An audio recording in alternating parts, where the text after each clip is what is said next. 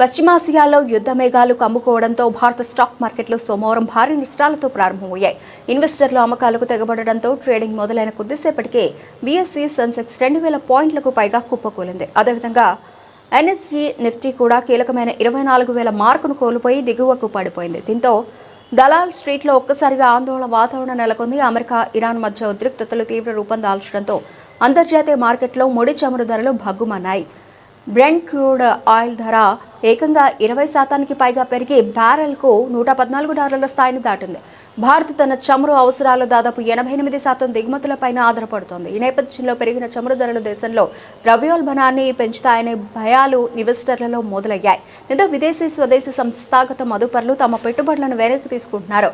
మార్కెట్ల పతనంతో పాటు డాలర్తో పోలిస్తే రూపాయి మారకం విలువ కూడా రికార్డు కనిష్టానికి పడిపోయింది. సోమవారం ఉదయం రూపాయి 46 పైసలు నష్టపోయి 92.20 వద్ద ట్రేడ్ అయింది.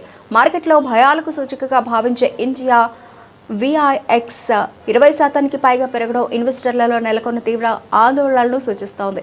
బ్యాంకింగ్, ఎనర్జీ, ఐటీ సహా అన్ని రంగాల షేర్లు నష్టాల్లోనే కొనసాగుతున్నాయి. గత వారం కూడా మార్కెట్లు భారీ నష్టాలను చవిచూశాయి. ఇప్పుడు యుద్ధ భయాలు తోడవడంతో అమ్మకాల ఒత్తిడి మరింత పెరిగింది. ఈ ఉద్రిక్తతలు ఇలానే కొనసాగితే మార్కెట్లు మరింత పతనం కావచ్చని విశ్లేషకులు అంచనా వేస్తున్నారు.